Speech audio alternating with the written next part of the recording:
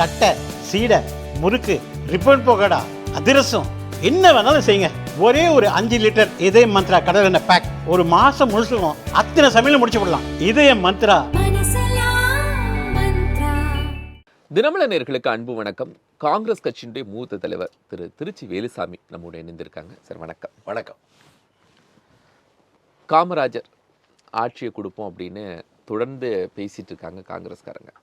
ஆனால் காமராஜருடைய வாழ்க்கையில் நடந்த சில விஷயங்கள் குறித்து இப்போ திமுக எம்பி திருச்சி சிவா பேசினதுக்கு நீங்கள் மிகப்பெரிய கண்டனம் தெரிவிச்சிருந்தீங்க.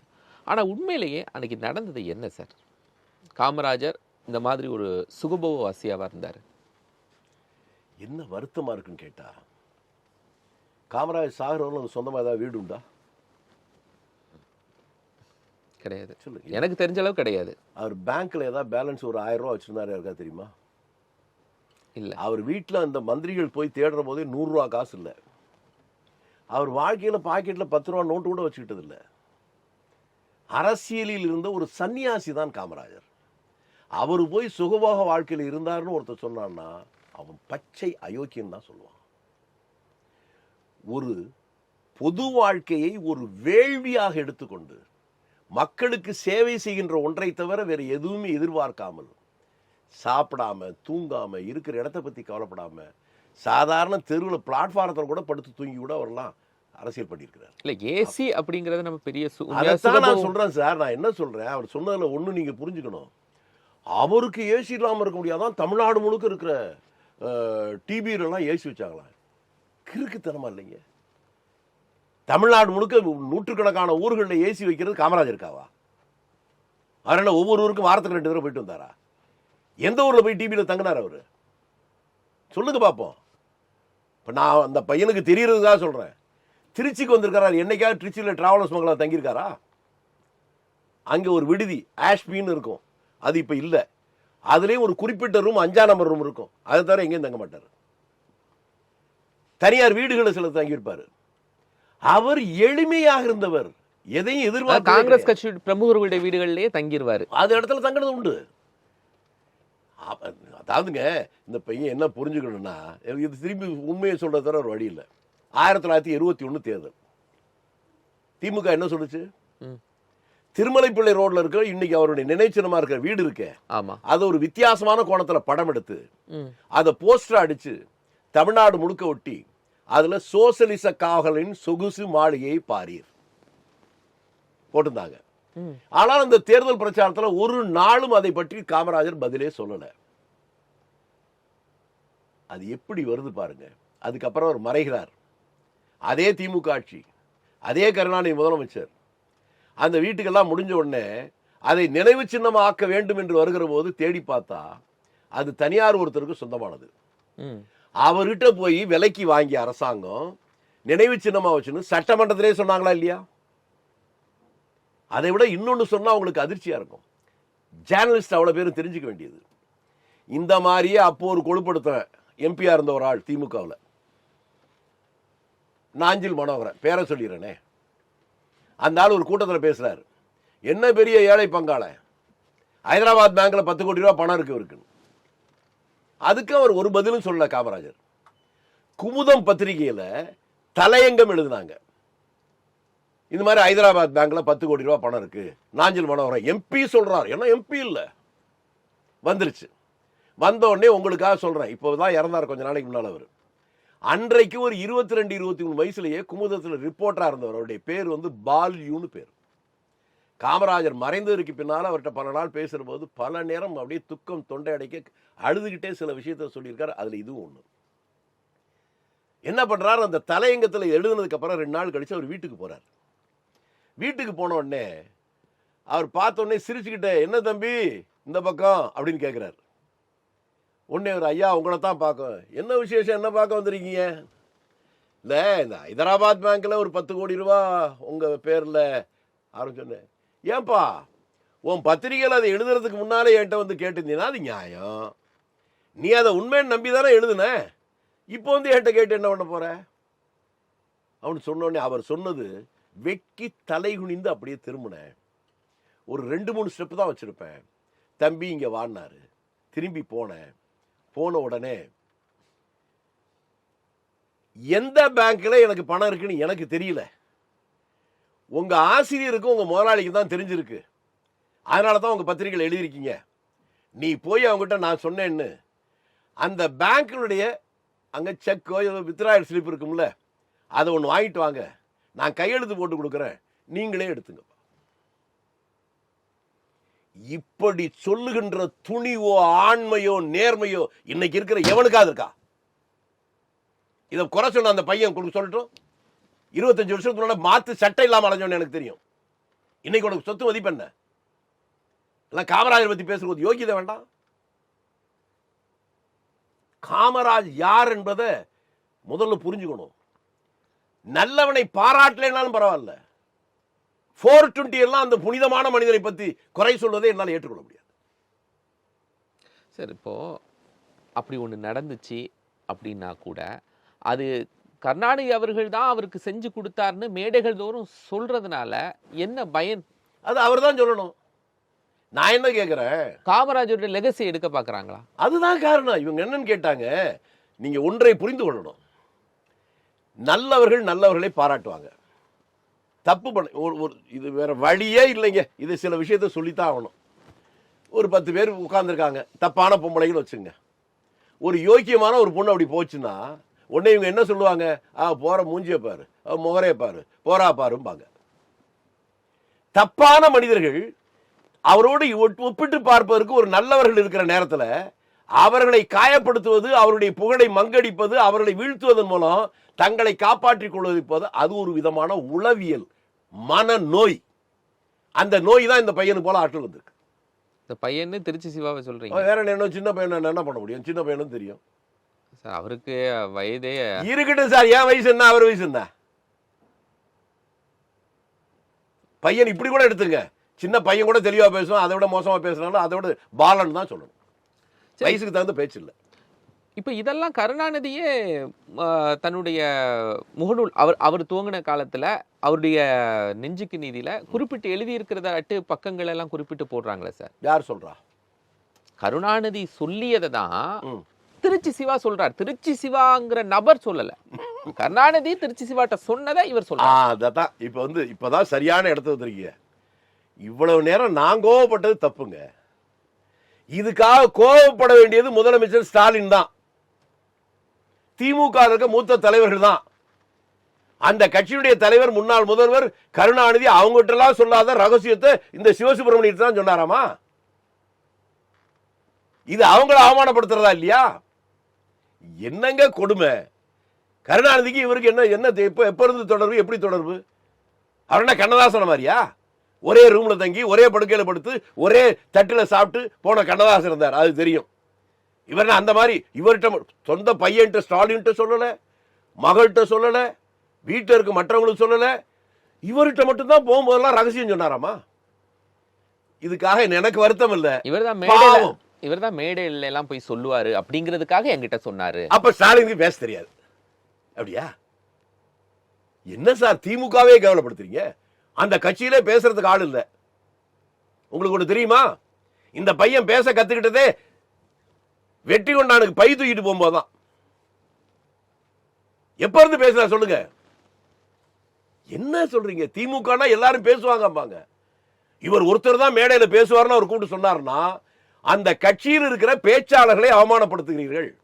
உங்களை சொல்லல, அவர் அவமானப்படுத்துறார். சார், இந்த நேரத்தில் அவர் இதை சொல்றது யாரோ ஒருவர் சொல்லி சொல்றாரா? ஏன்னா நீங்க என்னதான் அவரை சின்ன பையன்னு சொன்னாலும் கூட, ஏன்னா உங்களுடைய வயதுக்கு நீங்க அவரை பார்த்துருப்பீங்க, ஆனால் இந்த நேரத்தில் அவர் ஒரு 5 முறை எம்பியா இருந்திருக்காரு, ஆழ்ந்த அனுபவம் இருக்கும், நாடாளுமன்றத்தில் என்ன வார்த்தைகளை எப்போ கையாளணும்னு தெரிந்த ஒரு நபர் இன்று அதை பேசுகிறார் அப்படின்னா இதுக்கு பின்னாடி என்ன இருக்கு? நீங்க சொல்றதுல ஒரு வார்த்தையை மட்டும் வன்மையா கண்டிக்கிறேன். எதை எப்படி பேசணும் தெரிந்த நபர்னு, எதை எப்படி பேசணும் தெரியாத நபர்னு சொல்லியிருக்கணும். நாடாளுமன்றவாதி சார். அதைத்தான் சார் சொல்றேன். நாடாளுமன்றத்தில் வந்தவெல்லாம் அறிவாளி ரத்தமா சொல்லுங்க. ஆனால் அதை தாண்டி பஞ்சாயத்து போர்டு மெம்பரா கூட இல்லாத காந்தி தான் இன்றைக்கு உலகத்தில் அதிகமான நாடுகளில் சிலையா இருக்கிறார். அதனால தயை கூர்ந்து அவன் வகிக்கிற பதவியை வைத்து ஒரு இடப்படாதீங்க. அதான் ஒரு புது கவிதை சொன்னா உங்களுக்கு புரியும். இவன் எம்எல்ஏ ஆனான், எம்பி ஆனான், அமைச்சர் ஆனான், முதலமைச்சர் ஆனான், மனிதனாக மாறாமலே மாண்டு போனான். ஒரு தனி மனிதன் தன்னுடைய பழைய கால வரலாறுகளை மறந்துட்டானா உருப்பட மாட்டான். அதுக்கு நம்ம தம்பி சிவசுப்பிரமணியமே உதாரணம்.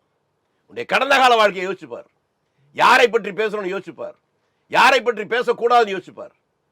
அது தெரியாம இன்னைக்கு தான் மாட்டிருக்க. உன்னுடைய கடைசி காலம் மோசமான ஒரு சூழ்நிலை இருப்ப. இல்லை, அவர் நாங்கள் காமராஜர் மீது அதிகப்படியான மதிப்பு வைத்திருந்தோம். அதனால தான் சொல்றாரா? எனக்கு தெரியாதுங்க. காமராஜர் கையை பிடிச்சி எழுதான்னு சொல்றது அதிகப்படியான மதிப்பா? காமராஜர் மூலம் பார்த்திருக்கியா நீ? அதை சொல்லுங்க. காமராஜர் 75 இறந்து போயிட்டாரு. நீ அரசியலுக்குள்ளே அதுக்கப்புறம் தான் வர்ற. என்கிட்ட வந்து பேசு பார்ப்போம். காமராஜரை பார்த்திருக்கியா நீ? எங்க போய் காமராஜர் கருணாநிதி கையை பிடிச்சி எழுதாரு? இது எவ்வளவு கேவலமான விஷயம். ஆத்திரத்தை அடக்கிட்டு சொல்றேன். இந்திய நாட்டுடைய சுதந்திரத்துக்காக அடிபட்டு உதப்பட்டு 9.5 ஆண்டு காலங்கள் ஜெயில வாழ்ந்த காமராஜர் அவர் போய் கருணாநிதி அதுக்கு மேல தியாகம் பண்ணவர், அவர் கையை பிடிச்சி நாட்டை காப்பாத்துன்னு சொல்லியிருப்பார். அப்படி சொல்றது வேடிக்கையா இல்ல? யாரிடம் யார் போய் சொல்றது? இந்த தேசப்படுற பாட பார்க்க முடியல, தமிழ்நாட்டில் மட்டும்தான் ஜனநாயகம் இருக்கு. ஒரு சார், தயவு செஞ்சு கீழ்ப்பாக்கத்தில் கூட சொன்னா கூட நம்ப மாட்டாங்க. இந்த ஜனநாயகம் இவங்க காப்பாத்தினாங்களா சார்? அப்போ ஒண்ணு சொல்லாத ஒரு விஷயத்த சொல்லணுங்கிற சொல்றேன். சொல்லாத விஷயத்தை சொல்றேன். சொன்னது முன்னாள் முதலமைச்சர் கருணாநிதி சொல்லிதான் சார் அவர் சொல்றாரு. அதைத்தான் சொல்றேன். இவர் சொல்லுவதுதான் உண்மை என்றால் கருணாநிதியே கேவலப்படுத்துறாருன்னு அர்த்தம். கருணாநிதி எப்ப சார் பார்த்தாரு? நெஞ்சுக்கு நீதியில நான் பக்கங்களை நெஞ்சுக்கு நீதி இதெல்லாம் எங்களுக்கு தெரியும் சார். கருணாநிதி யாருன்னு ஸ்டாலின் விட எனக்கு தெரியும். எல்லாத்தையும் சொல்லட்டுமா? சொல்லட்டுமான்னு கேக்குறேன். 57 முத தேர்தல் நிக்கிறவர் எங்க இருந்தாரு? குடித்தலையில. அந்த 57 தேர்தல்ல அவர் எப்படி நடந்துட்டார், எந்தெந்த ஊர்ல எங்க போனார், யாரை பார்த்தார், எப்படி நடந்துட்டார் தெரியுமா உங்களுக்கு எல்லாம்? ஸ்டாலினுடைய அண்ணன் மூகா முத்து 62 63ல திருச்சியில் இருக்கக்கூடிய பிஷவர் உயர்நிலைப் பள்ளியில வால்ஸ் ஹாஸ்டல்ல நான் படிக்கிற போது என் கூட தான் படிச்சாரு தெரியுமா? அவரை பார்க்கறதுக்கு அப்ப தஞ்சாவூர் எம்எல்ஏ 5-6 தடவை வரும்போது எங்க ரூம்ல வந்து உட்கார்ந்து பேசிட்டு இருப்பாரு. ஒவ்வொரு தடவையும் 1 மணி நேரம் 2 மணி நேரம் அவர்கிட்ட பேசிட்டு இருப்பேன். அப்ப இருந்தே எனக்கு அவரை தெரியும். சும்மா ஒண்ணுமே இல்லாம எம்பியா வந்துட்டோன்னே எல்லாம் தலைகளாக கூடாது. பதவி வர்றதும் போறதும் வேற. மனுஷனா முதல்ல இருக்கணும். எல்லா விஷயம் சொன்னா பாவம் அந்த பையன் ரொம்ப வருத்தப்படணும். அரசியல் என்பது நேர்மையாளருடைய கூடாரமா இருக்கணும். இப்படித்தான் நான் அதுக்கு தான் முன்னாலே உங்களுக்கு சொன்ன பாருங்க, நாஞ்சில் மனோகரன் சொன்னதை. அது மாதிரிதான் வாய்க்கு வந்ததெல்லாம் பேசிட்டு எம்பியா இருந்தா எதை வேணாலும் பேசிடலாமா? அந்த தைரியம் உனக்கு இருக்கா? 30 வருஷத்துக்கு முன்னாடி சொத்து மதிப்பு என்ன? அதுக்கப்புறம் எப்படி சொத்து வந்து சொல்லுவே நீ? காமராஜ் சொன்ன மாதிரி பிளாங்க் செக்ல கையெழுத்து போறேன்னு சொல்லுவே நீ? அப்படி சொன்னா நீ மனுஷன்? ஒரு புனிதமான மனிதனை பற்றி பேசுகிற தகுதி யோக்கியதை உனக்கு ஏதுன்னு கேட்கிறேன். இல்லை, ஒரு தனியார் நிகழ்ச்சியில் ஒரு சாதாரண ஒருத்தர் கேட்குறாரு, பிரதிநிதி கேட்குறாரு, இப்போ இருக்கக்கூடிய எம்பி எம்எல்ஏக்கள்லாம் கல்லூரிகள் நடத்துகிறாங்க, பள்ளிகள் நடத்துகிறாங்க, அரசியலமைப்பு அவங்களுக்கு கொடுத்த அதிகாரத்தை தங்களுக்காக மாற்றிக்கொள்கிறாங்கன்னு. அதுக்கு திருச்சி சிவா எம்பி சொல்கிறாரு, நீங்கள் எல்லா அரசியல்வாதிகளும் அப்படி நினைக்காதீங்க, அங்கேயும் நல்ல அரசியல்வாதிகள் இருக்கிறாங்க, இப்போதும் இருக்கிறார்கள்னு அவர் தன்னை அடையாளம் காட்டுறார். தன்னை இது நான் சிரிக்கிறதான் தோணுது. அவங்க விஷயம் இன்னொருத்தர நான் சொல்லட்டுமா? மந்திரியாக இருந்து செத்தார் சாதிக் பாஷா. ஒருத்தருவா அவர்கிட்ட சாகிற போது இல்லை. எங்க ஊர்லயே திருச்சியில் ஒரு எம்எல்ஏ 2 தடவை இருந்தார், எம்எஸ் மணின்னு. சாகிற போது சொந்த வீடு இல்லை. எல்லா கட்சியிலையும் நல்லவன் இருக்கான், கெட்டவன் இருக்கான். அந்த நல்லவன் லிஸ்ட்ல ஒன்றை சொல்லிக்கிறத விட ஒரு கோமாளித்தனம் ஒன்றும் கிடையாது. அதுதான் நான் வெளிப்படையாக கேட்குறேன். 30 வருஷத்துக்கு முன்னாடி அவருடைய சொத்து என்ன, இன்னைக்கு என்ன சொல்லு, எப்படி வந்துச்சுன்னு சொல்லு. யாரை பற்றி யார் பேசுறது? மிக மிக தவறான இடத்தை தொட்டிருக்கிறார். வருத்தப்பட வேண்டி வரும். உடனடியாக அன்னைக்கு தின பதில் சொல்லியிருக்கிறாரு, நான் பேசியதை விட்டு விடுங்கள், விவாத பொருள் ஆக்காதீர்கள். நீ பேசுனது சரின்னா சரின்னு சொல்லு, தப்புன்னா வருத்தது சொல்லு. இந்த கேட்கிறவெல்லாம் கேனையனா? காமராஜரை மாதிரி ஒரு புனிதமான தலைவனை பற்றி பேசுறதுக்கு உனக்கெல்லாம் என்ன யோகிதை? இவ்வளவு பெரிய அயோக்கியத்தனத்தை பேசிட்டு அதை விட்டுருங்க. பெரிய சாக்ரட்டிஸ் பேரணி நீ சொன்னா நாங்க பேசணும், விட்டுணுமா? மன்னிப்பு கேட்கணும். ஆனா அதை விட்டுருங்கன்னு காங்கிரஸ் கட்சியினுடைய தலைவரே அதான் சார் யாரு நான் என்ன சொல்றேன், நீங்க நேரடியாக கேட்குற அடுத்த உடனே அங்க போறீங்க. குதிரைக்கு குரணம்னா யானைக்கு அறம் ஆகாது. நேரடியா அந்த பையனை நான் கேட்கிறேன், பதில் சொல்லு. நான் சொன்னது நியாயம்னு சொல்லு, உண்மைன்னு சொல்லு. இல்ல தப்பா சொல்லிட்டேன் வருத்தப்படுறேன்னு சொல்லு. அதுக்கு இன்னொரு சரியான உதாரணம் சொல்லட்டுமா? மகாத்மா காந்தியடிகள் தமிழ்நாட்டுக்கு வர்றார். இங்க வந்துட்டு சிலர் கேட்டு போகும்போது டெல்லிக்கு போன உடனே அங்க போய் சொல்றார், தேர் இஸ் எ கிளிக் இன் தமிழ்நாடுன்னு சொல்றார். அது ஹரிஜன் பத்திரிகையில வந்துருது. அது வந்த உடனே இங்க இருந்து ஒரு கடிதம் எழுதுறாரு காமராஜ். அவர் தொண்டர் தான். பாபுஜி, உங்களை நான் பெருசா மதிக்கிறேன், தெய்வம் மாதிரி நினைக்கிறேன், ஆனாலும் நீங்கள் பேசியது தவறு, இதை தப்பா பேசுறீங்க, விளக்க கடிதம் எழுதுறாரு. அந்த மகாத்மானா அதுதான் மகாத்மா. அதை படிச்ச உடனே திரும்பி விசாரிச்சுட்டு திரும்பி ஹரிஜன் பத்திரிகையில் எழுதுறார், நான் அங்கே வருகிற போது சில பேர் சொன்னதை நம்பி அப்படி சொல்லிவிட்டு வந்து விட்டேன். இப்போதுதான் எனக்கு உண்மை நிலைமை தெரிகிறது. நான் பேசியது தவறுதான், அதற்காக வருத்தப்படுகிறேன். ஒரு விஷயம் தப்புன்னு தெரிஞ்ச உடனே அதை ஏற்றுக்கொள்ளுகிறவன் நேர்மையாளன். அந்த தப்பை நியாயப்படுத்துறதுக்காக திரும்பி திரும்பி பொய்யா சொல்லிட்டு இருக்கான் பாருங்க, அவன் கோயபிள்ஸ். கோயபிள்ஸ் பேரன்னு சொல்லுங்க, ஒத்துக்கிறேன். சரி, இத நீங்க சொன்ன மாதிரி நான் சொன்னது தவறு, இதை விட்டுருங்க அப்படின்னு சொன்னா பரவாயில்லை. அது நியாயம். இல்ல நான் சொன்னது உண்மைதான் சொல்லு. இது திமுகவும் பொறுப்பேற்கலையே. ஆனா ரைட் எடுத்து வந்துட்டீங்க. ஏன்னா சிவசுப்பிரமணியம் வெறும் ஆள் இல்ல, எம்பி மட்டும் இல்ல, திமுகவுடைய துணை பொதுச் செயலாளர். இப்படி ஒரு பிரச்சனை வந்து 2-3 நாள் ஆச்சு இல்ல. இது அந்த கட்சிக்கு சரியோ தப்போ அந்த தலைவர் விளக்கம் சொல்லணும். ஆனா அந்த கட்சியினுடைய பக்கத்துல தான் போட்டிருந்தாங்க, இதோட விட்டுருங்க அப்படின்னு. நான் என்ன சொல்றேன்னு நீங்களே புரிஞ்சுக்கல. பக்கத்துல போடுறான், பக்கத்துல வந்து சொல்றாங்கிறது இல்ல, அந்த கட்சி தலைவரே சொல்லணுமா இல்லையா? தமிழ்நாட்டு முதலமைச்சர் உன்னை எங்க துணை பொதுச்சாளர் சொன்னது நியாயம்தான், சரிதான் சொல்லட்டும். இல்லைன்னா அவர் தப்பா சொல்லிட்டாரு, தயவு செய்து நம்முடைய கூட்டணி கட்சிகளுக்கும் தப்பா எடுத்துக்காதீங்க, இதோட நம்ம விட்டுருவோம் அப்படி சொல்லட்டும். ரெண்டுமே சொல்லலைன்னா என்ன அர்த்தம்? உண்மைன்னு அர்த்தம். உண்மை என்ன? ரெண்டும் சொல்லலைன்னா உண்மைன்னு அர்த்தம். உண்மைன்னு அர்த்தமா? அப்புறம் விட்டுருங்க. நீங்க உண்மைன்னு சொல்லுங்க, உங்களுக்கு துணிச்சல் தான் உண்மைன்னு சொல்லுங்க சார். நீங்க சொன்னதை அவங்க சொல்லட்டும், அப்புறம் பார்ப்போம். சொல்லட்டும், அப்புறம் எல்லா உண்மையும் பேசுவோமா? சரி, சொல்லவே இல்லை அப்படின்னா என்ன பண்ணுவீங்க? என்னங்க என்ன பண்ணுவேன்னா, உங்க நல்ல மனுஷனுக்கு தாங்க, நல்ல மாட்டுக்கு கூட ஒரு சூடுன்னு தான் சொன்னான். நாதாரி எதை பத்தியும் கவலைப்பட மாட்டான். நான் திரும்பி கேட்பது, நீ சொல்வது உண்மை என்றால் உண்மைன்னு சொல்லு, அது உண்மைதான், நான் அதை மாத்திக்கல, கருத்தை மாத்தல அப்படின்னு சொல்லு, அதுல ஒரு நியாயம் இருக்கு.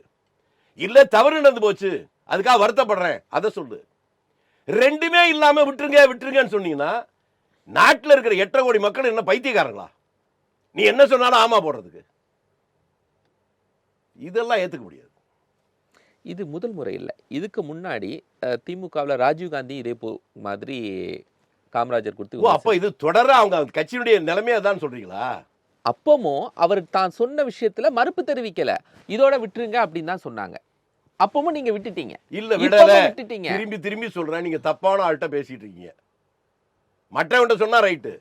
அப்போதும் இதே போல எதிர்ப்பு குரல் முதல் நான் தான் கொடுத்தேன், நீங்க விட்டீங்கன்னு என்கிட்ட சொல்றீங்க. நீங்க என்ன, நான் என்ன பத்தி நீங்க தப்பா சொன்னா மன்னிச்சுட்டு போயிருவேன். நான் தெய்வமாக நினைக்கிற தலைவர் காமராஜர் பத்தி அந்த ஆண்டவனே சொன்னாலும் என்னுடைய ரியாக்ஷன் வேறதான். யாரு சார் இவங்கெல்லாம்? சார், நான் இன்னைக்கு திருச்சி வேலுசாமிங்கிற நம்பர் சொல்ல, இன்னைக்கு திருச்சி வேலுசாமினாலே காங்கிரஸ்னாலே திருச்சி வேலுசாமி அப்படிங்கிற அடையாளத்தோட இருக்கிறதுனால உங்களை கேட்குற எல்லா கேள்வியும் உங்க காங்கிரஸை கேட்கறது.